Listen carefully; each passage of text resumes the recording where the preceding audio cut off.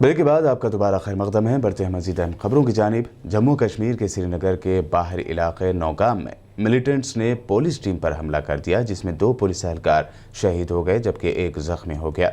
Security एहलकारों ने इलाके को घेर कर सर्च ऑपरेशन शुरू कर दिया है। बता दें कि पिछले कुछ हफ्तों से कश्मीर के कई इलाकों में मिलिटेंट्स के खिलाफ बड़े पैमाने पर ऑपरेशन किए जा रहे हैं। वहीं अस्करियत पसंदों के पुलिस टीम पर हमले भी बढ़ गए हैं। सुप्रीम कोर्ट के तय मुबैना तौर पर तौहीन अदालत के 2 ट्वीट करने के मामले में सीनियर वकील प्रशांत भूषण को कसूरवार करार दिया गया है। सुप्रीम कोर्ट अब 20 अगस्त को सज़ा पर फैसला सुनाएगी। वाज़ेह है कि प्रशांत भूषण ने चीफ जस्टिस बोबड़े और सुप्रीम कोर्ट के 4 साबिक चीफ जस्टिस को लेकर काबिल तौहीन तबसरा किया था, जिस पर अदालत ने अज़ खुद नोटिस लेते हुए उनके खिलाफ तौहीन अदालत की कार्रवाई शुरू की थी। इससे पहले सीनियर वकील प्रशांत भूषण ने अपने ट्वीट को लेकर बचाव किया था, जिसमें मुबैना तौर पर अदालत की तौहीन की गई थी। उन्होंने कहा था कि वह ट्वीट जजों के खिलाफ उनके ज़ाती तौर पर अखलाक को लेकर थे और वह अदालती उमूर में रुकावट नहीं बनते थे। अयोध्या के रोनाही में मिली 5 एकड़ ज़मीन पर सुन्नी वक्फ बोर्ड मस्जिद, अस्पताल और इंडो इस्लामिक कल्चरल सेंटर बनाएगा। वक्फ बोर्ड ने भी ट्रस्ट का ऐलान कर दिया है। ट्रस्ट ने लोगों से चंदा देने की अपील करने का फैसला किया है। इसके लिए बाज़ाब्ता अकाउंट भी खोला जाएगा, जिसमें पूरी दुनिया के लोग चंदा दे सकेंगे। इतलात के मुताबिक कुछ ही दिनों में 2 बैंक अकाउंट खोले जाएंगे, जिसमें चंदे की रकम जमा की जा सकेगी। सुन्नी वक्फ बोर्ड के जरिए इंडो इस्लामिक कल्चरल फाउंडेशन ये 2 अकाउंट खोलेगी। इनमें से एक बैंक अकाउंट सिर्फ मस्जिद की तामीर के लिए रकम जमा कराने के लिए होगा, जबकि दूसरे बैंक अकाउंट में मस्जिद अहाते में बनने वाले अस्पताल और रिसर्च सेंटर के लिए रकम जमा की जाएगी। 14 अगस्त को जारी होने वाले कोरोना के हेल्थ बुलेटिन में बताया गया है कि कोरोना का फैलाव हनूज रियासत तेलंगाना में जारी है। आइए देखते हैं पिछले 24 घंटों में तेलंगाना में क्या रही कोरोना की सूरत हाल। तेलंगाना में पिछले 24 घंटों के दौरान कोरोना के 1921 पॉजिटिव केसेस सामने आए हैं, जिसके बाद रियासत भर में कोरोना पॉजिटिव केसेस की तादाद 88,396 हो गई है। पिछले 24 घंटों में 9 अफराद की कोरोना वायरस से मौत के बाद रियासत भर में इस वबा से मरने वालों की तादाद 674 हो गई है। इसी तरह पिछले 24 घंटों में 1210 अफराद रिकवर भी हुए हैं। जीएचएमसी लिमिट्स में 356 नए केसेस दर्ज हुए हैं। वहीं तेलंगाना में सबसे ज़्यादा 168 केसेस मेडचल मलकाजगिरी में दर्ज किए गए, तो वहीं सबसे कम 6 केसेस नारायणपेट में दर्ज किए गए। तेलंगाना में कोरोना पेशेंट के इलाज में रुकावट न आए और उन्हें बेड्स दस्तयाब हों, इसके लिए केसीआर सरकार ने अहम फैसला लेते हुए प्राइवेट अस्पतालों के 50% बेड्स को अपने कंट्रोल में ले लिया है। तेलंगाना हुकूमत ने प्राइवेट अस्पतालों में कोरोना से मुतासर मरीजों के इलाज को लेकर अहम फैसला लिया है। अब प्राइवेट अस्पतालों में 50% बेड्स सरकार के कंट्रोल में होंगे। प्राइवेट अस्पतालों में सरकार के फैसले के मुताबिक 50% बेड्स पर मरीजों को इलाज मुहैया कराया जाएगा।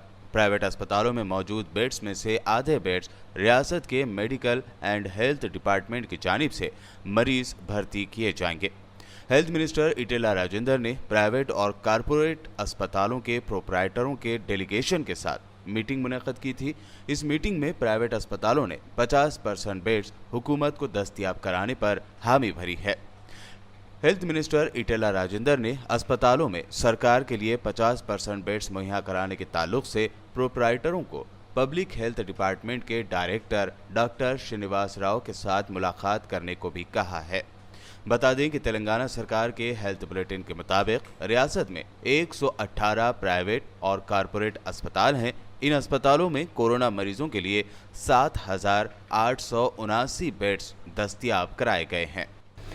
टॉलीवुड के फिल्म तज्जिया निगार कत्ती महेश को हैदराबाद की साइबर क्राइम पुलिस ने गिरफ्तार किया है। सोशल मीडिया में भगवान राम पर मुतनाज़ बयान पोस्ट करने पर पुलिस ने हिरासत में लिया था। पुलिस ने कत्ती महेश को मेडिकल टेस्ट के लिए उस्मानिया अस्पताल भेज दिया। उसके बाद उन्हें नामपल्ली की क्रिमिनल कोर्ट में पेश किया गया। अदालत ने कत्ती महेश को 14 दिनों के लिए रिमांड पर भेज दिया है। बता दें कि कत्ती महेश के खिलाफ साइबर क्राइम पुलिस ने आईपीसी की दफ़ा 153A कम्युनल एक्ट के तहत केस दर्ज किया है। पिछले दिनों उन्होंने लॉर्ड राम को लेकर मुतनाज़ बयान दिया था, जिसके बाद उन्हें हैदराबाद से बेदखल कर दिया गया था। और अब आखिर में हेडलाइंस पर एक और नजर। इसराइल और यूएई के दरमियान तारीखी एग्रीमेंट, ट्रंप ने निभाया अहम रोल। फलस्तीन ने एग्रीमेंट को नाकाबिल कबूल बताते हुए कर दिया मुस्तरद।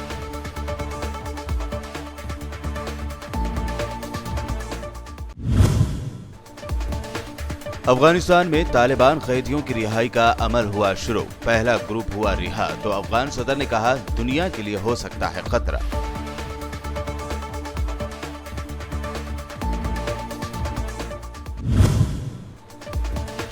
रशिया की कोरोना वैक्सीन पर WHO के खदशात बरकरार। रूस ने किया नया दावा, कहा अगले 2 साल के लिए भी असरदार होगी हमारी वैक्सीन।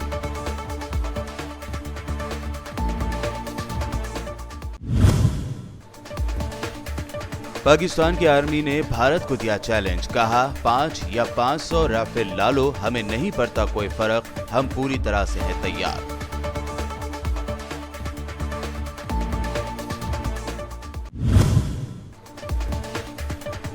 तेलंगाना में कोरोना का फैलाव जारी। पिछले 24 घंटों में आए 1921 नए केसेस, 9 अफराद की हुई मौत।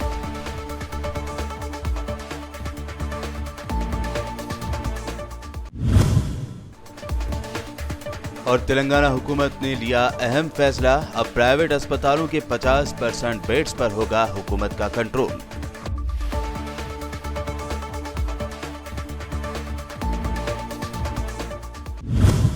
बीबीएन की न्यूज बुलेटिन वर्ल्ड न्यूज में ये थी दिन भर की अहम तरीन खबरें। यूट्यूब पर बीबीएन चैनल को सब्सक्राइब जरूर करें। मजीद अपडेट्स के लिए बने रहिए हमारे साथ और देखते रहिए बीबीएन चैनल।